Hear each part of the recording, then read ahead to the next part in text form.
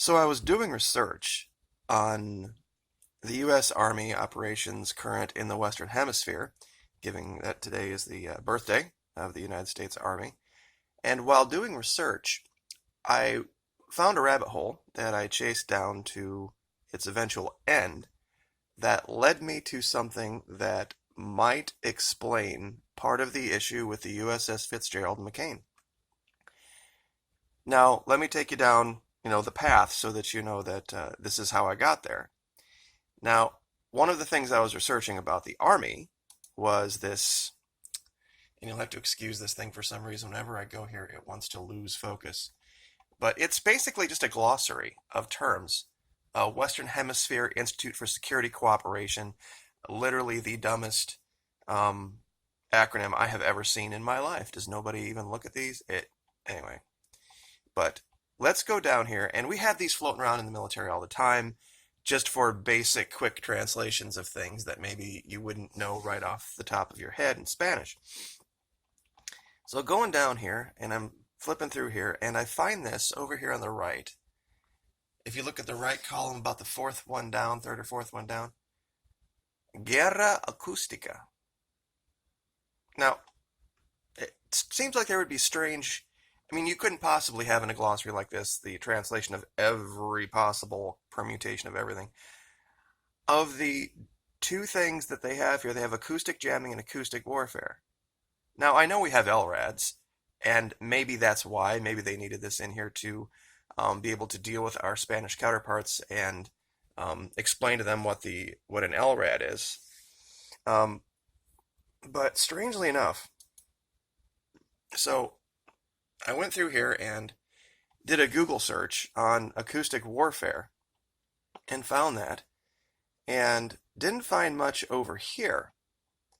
But one of the tricks that I always recommend folks do when you're researching something that's like a recent big event, go in and see if there's anything about that event in a custom tools search prior to the event. See, like in this case, at any time, I go down to the custom range and I put 1990 to 2016. What this would do is it would exclude any results from the Cuba issue, the sonic attacks down there. And so strangely enough, I go scrolling down here and look what I find. You're not going to believe this. Let's see if I can find it. Yep, here it is. And I'll circle it. Okay, this is Armas Electrónicas from May 11th, 2010. And it starts with a quote, prevent the enemy from, this is supposed to be sleeping, and you will have it at your mercy. And talks about the Corona Project. Well, anybody who does a search on the Corona Project knows that it has nothing to do with sonic weapons. But there is another Corona, and we'll get to that in a minute.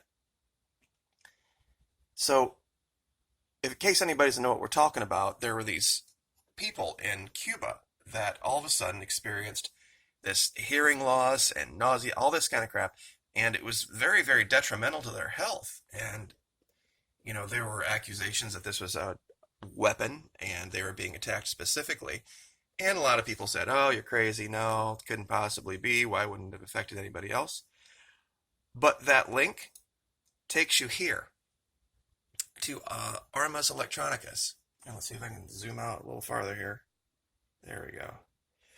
Now remember, this is from 2010. This is a full 7 years before the event in Cuba. And you can read through here, and it is basically a compendium of everything that was reported in 2017 about how exactly to do it. And strangely enough, this is a Spanish website. This is www.armas-electronicas, electronicas.net, electronicas.net. So you would have to be looking for a Spanish language website to find this. And you would have to be looking prior to 2016. And it goes through all of this and basically describes everything that happened in Cuba, piece by piece by piece.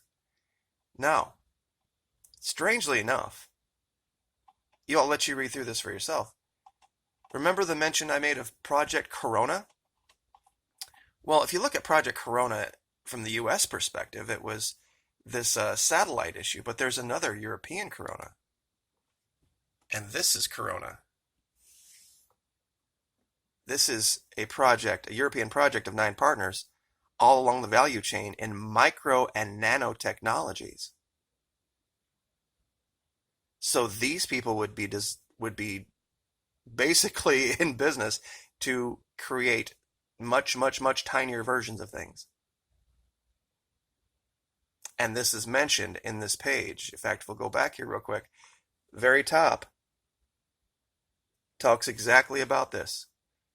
First line, prevent the enemy from sleeping and you will have at your mercy recommended the Project Corona Intelligent Weapons Research Program for the USA. There have also been cases, and these links are dead now.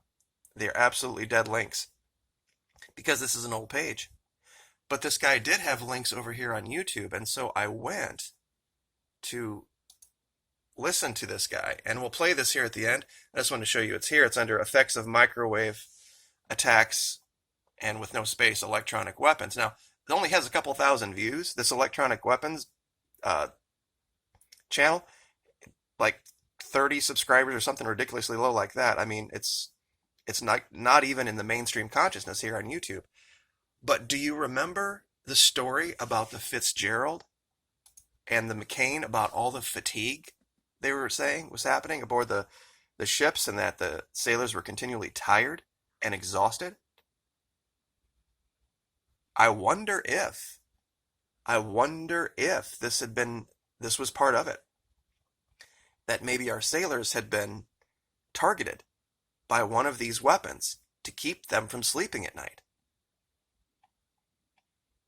And this is absolutely true. This is Psychological Operations 101, right out of every intelligence center's playbook around the world. If you have a detained group of people and you can keep them from sleeping, you got 3 days, and they are basically putty. Usually, most guys can't handle more than 4, myself included. No human being is exempted from this. You'll go nuts. You'll go absolutely nuts if you can't sleep. And this is one of the things that was actually used with Noriega. They blasted. This was not, like sound waves, but they blasted rock music so that he couldn't sleep. But that's a very, antiquated form of it, but it's the same idea. And the fact that this Project Corona here is about making things much, much tinier. What I'm going to do at the last part of this video, I'm just going to let this play out for you. And the weird thing about this is that the guy when he's recording here, gets cut off literally in midstream. And I'm going to speed it up just a little bit, and you guys can find this for yourself if you want to listen to it. So this will be about a 5-minute extra on this, but listen to this. The earliest work on the effects of electromagnetic weapons on humans was done by Nikola Tesla in the early 1900s. The earliest anti-personnel electromagnetic weapons can be traced to the early to mid-1940s and possibly earlier. The first reference is existent in the U.S. Strategic Bombing Survey that reviewed Japanese research and development efforts into a death ray. Human beings, prisoners of war, were used in terminal experiments in the laboratory. Summarizing the Japanese efforts after World War II, Allied scientists concluded that a death ray apparatus might be developed that could kill unshielded human beings at a distance of 5 to 10 miles. Research on living organisms revealed that waves from 2 meters to 60 centimeters in length caused hemorrhage of the lungs, whereas waves shorter than 2 meters destroyed brain cells. Dr. Andrei Puharich studied the effects of radio waves on animals at Northwestern University in the late 1940s. He later founded a laboratory called Round Table Foundation of Electrobiology. Puharich was employed at the Army's Chemical and Biological Warfare Center at Fort Detrick, Maryland, researching the effects of LSD for the CIA in 1954. Puharich perfected the radio tooth implant, a small little relay receiver and transmitter.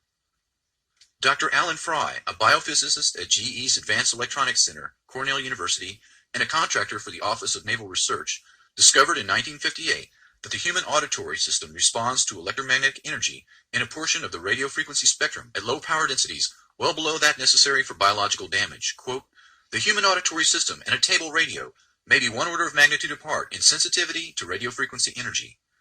Dr. Fry proposed stimulating the nervous system without the damage caused by electrodes. He wrote 2 papers, Microwave Auditory Effect and Applications, and Human Auditory Response to Modulated Electromagnetic Energy. Alan Fry experimented with microwaves, seeking to transmit spoken words directly into the audio cortex via a pulsed microwave analog of the speaker's sound vibration. Fry's work in this field gave rise to the so-called Fry effect, which is now more commonly referred to as microwave hearing. Fry's work had obvious implications for covert operations. He synchronized pulse microwaves with the myocardial rhythm of a frog's heart, and the heart stopped beating. Dr. Fry had perfected the induction of heart seizures by beamed electromagnetics. He microwaved cats and found that the stimulation of the hypothalamus had a powerful effect on emotions. Fry found that human subjects exposed to 1300 MHz to 3000 MHz microwaves at average power densities of 0.4 to 2 milliwatts per centimeter perceived auditory sounds. The peak power densities were on the order of 200 to 300 milliwatts per centimeter, and the pulse repetition frequencies varied between 200 to 400 Hz. Fry referred to this auditory phenomenon as radio frequency sound. The sensation occurred instantaneously at average incident power densities well below that necessary for known biological damage, and appeared to originate from within or near the back of the head. Dr. Fry was reluctant to experiment on humans, but others, particularly paperclip scientists, were not. Dr. Michael Persinger, a psychologist and neuroscientist, did research on the effects of electromagnetic radiation on the brain for a Pentagon weapons project. He has worked in the field for 40 years, and funded by the Navy and reportedly by the NSA as well. Dr. Persinger perfected a means to make experimental subjects feel that they had been abducted by aliens or had an encounter with angels or God through the use of a modified motorcycle helmet equipped with solenoids to send electromagnetic pulses through the frontal lobes of the brain. Quote, human experience of God can be generated by a process that has nothing to do with whether God exists or not. Dr. Persinger published the paper on the possibility of directly accessing every human brain by electromagnetic induction of fundamental algorithms, 1995. Quote, a process which is coupled to the narrow band of brain temperature could allow all normal human brains to be affected by a subharmonic whose frequency range at 10 Hz would vary only by 0.1 Hz. Random variations of noise within the matrices could potentially differentiate between individual brains. In other words, individuals could be identified by the specific characteristics of their brain output. He goes on further. Identification of these sequences could also allow direct access to the most complex neurocognitive processes associated with the self, human consciousness, and the aggregate of experimental representations, in other words, episodic memory, that define the individual within the brain. In other words, a person's memory, consciousness, and sense of self can be fully accessed and modified by electromagnetic means. Especially a person's personality can be completely shaped, much like the research of Dr. Ewan Cameron, who sought to do so by more primitive means. Dr. Persinger says the brain processes can be circumvented by direct induction of this information within the brain. The basic premise is that the synthetic duplication of the neuroelectrical correlates generated by the sensors to an actual stimulus should produce identical experiences without the presence of that stimulus. What Dr. Persinger is saying is that virtually any mental state can be artificially injected into a human brain from an exterior source. The most frightening thing is that the means for doing this already exists in a fully operational form on a worldwide basis. Quote, the power levels for these amplitudes are similar to those associated with the signals generated globally by radio and communications. And it gets cut off right there. As you can see, I tried to pull out the screen so you could see it stops literally right in the middle of that video. I mean, if this is not an indictment of exactly what happened in Cuba and what might possibly be a long-term psychological operation that's been run on our military overseas, I could not think of a better reason to get every soldier, sailor, airman, and Marine out of Asia right now. Period. End of subject. Because if you can affect people this way, there's really no, you can't have guys walking around, and earplugs wouldn't even work because they're talking about microwaves. Because they can generate the sound inside your head regardless of what's in or not in your ear canals. So, I guess we'll just leave it there. Like, share, subscribe. Very much appreciate you guys, and we will see you next time. Thank you.